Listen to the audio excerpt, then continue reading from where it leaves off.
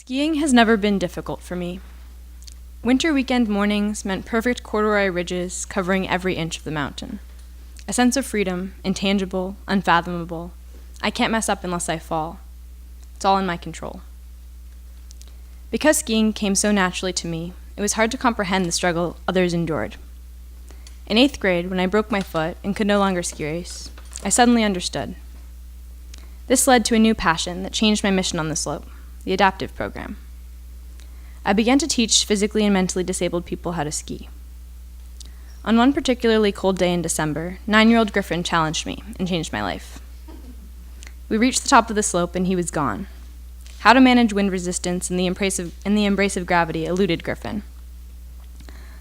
I wanted to impart to him my love of skiing, but he just wanted to ski straight down. It became habitual. We'd finish a run and I'd gently scold him for ignoring my instructions and ask him to try some turns. He'd tell me he'd try harder and begin talking about the inner workings of the Boston transit system. Griffin was obsessed with trains. While climbing onto the chairlift and talking about train delays, it hit me. Instead of telling Griffin to make turns, I could offer him a new angle. I told him that we were a train. My skis would leave tracks, and he would follow them. He looked at me with solemn eyes. I'd gotten through to him. Teaching Griffin allowed me to gain perspective and understand that satisfaction is a byproduct of struggle. Learning to read, for me, was similar to Griffin's grapple with learning to ski. Unlike effortlessly snapping my boots into my bindings, opening a book felt unfamiliar and robotic. Whenever I managed to sound out 3 successive words, they didn't seem to fit together at all. I'd pretend it didn't bother me when I'd check book after book out of the library, knowing deep down that I wouldn't like it, that I wouldn't understand it, and that I wouldn't finish it. I would sit on my carpeted bedroom floor, book in hand, sinking into the plush fibers, my can-do attitude and determination sinking with me.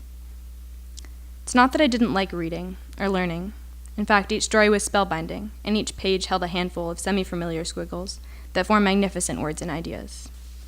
However, it was increasingly frustrating that everyone around me seemed to be able to do something I couldn't easily do.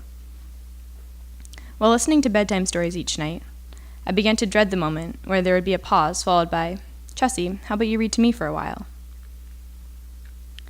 Initially, I didn't find my transition to Commonwealth to be hard. I felt like I had what it took: good grades and bountiful determination. It turns out, though, that those weren't the only skills I needed at Commonwealth. The volume of work was a bit of a shock to the system, but I coped and learned how to manage my time.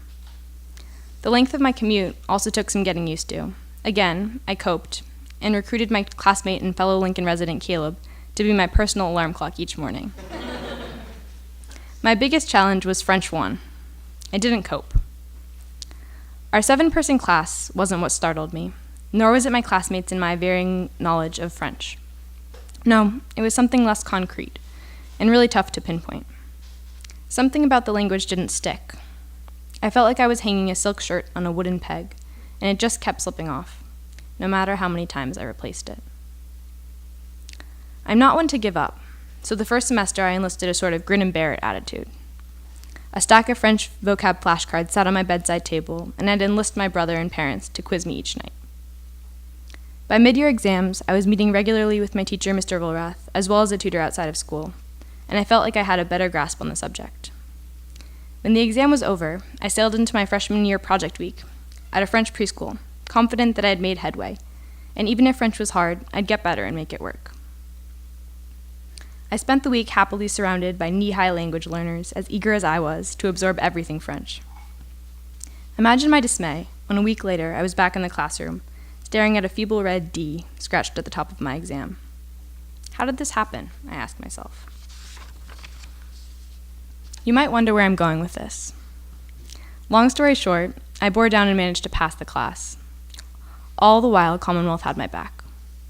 The school realizes that few freshmen enter as the fully formed microbiologists, philosophers, or historians we graduate as, and that it takes time to adjust to the rigors of the school.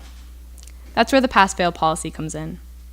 Freshmen receive regular grades all year long, but at the end of the year, grades are converted to pass-fail on students' transcripts. This setup allowed me to focus on my studies and engage in the material, rather than worrying about my grades. I welcomed summer with open arms. I let the year be the past and lived in the present. My summer was filled with sun and laughs and not a word of French. In August, when I received my schedule for sophomore year, I noticed that I'd be taking intermediate French instead of French 2. Mr. Vollrath had developed a course in which I'd be able to reinforce what I knew and brush up on what I didn't. An inevitably stronger French foundation would be formed. Commonwealth met me where I was and provided the guidance I needed. Junior year was thrust upon me. It's definitely a tough year. French 2 is in my course load, as well as some heavy lifting classes like U.S. History and Bio 2. But I was poised and ready to approach the next level of intricacies in the French language. Or so I thought. About 2.5 months in, we were reading an anthology of French writing, Histoire d'une revanche, in class. I read each word of each page carefully and took notes in the margins. However, I had that silk shirt feeling again. I felt my footing start to crumble. One day in discussion, Mr. Vollrath posed a question that I had no idea how to answer. I nervously flipped through the pages at an alarming rate, which must have been the reason for the cold call. I searched briefly for an answer on the page my sweaty thumb was stuck to, but I had nothing. I awkwardly mumbled something about not doing the reading, a lame excuse that was the opposite of true. Clearly, I wasn't thriving. It was time to send in the troops. My advisor, Miss Healy, who's always helped me maintain a healthy balance of academic challenge, natural achievement, and chocolate, met with my parents, Mr. Vollrath, and Mr. Wharton to work out a solution. I won't bore you with the details, but suffice it to say, we concluded that my difficulties with reading were making my learning French an arduous endeavor, and I was excused from further study. I devoted myself to my remaining classes, and honestly kind of forgot about my battle with French. My new schedule allowed me to relish my remaining classes and fall in love with art history, where, with Miss Saporin's gentle guidance, I studied paintings, prints, and sketches, and came to fully understand what having a passion in the classroom feels like. It was almost as if I could feel the cold air of the mountain slopes tickling my neck in the second room floor of our cozy brownstone. March 17th, 2017. I opened my Colby College portal to see the word congratulations printed across the page.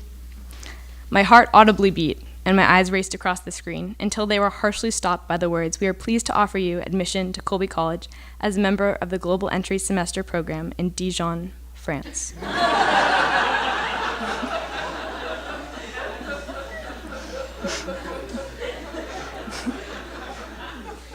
Dijon, France?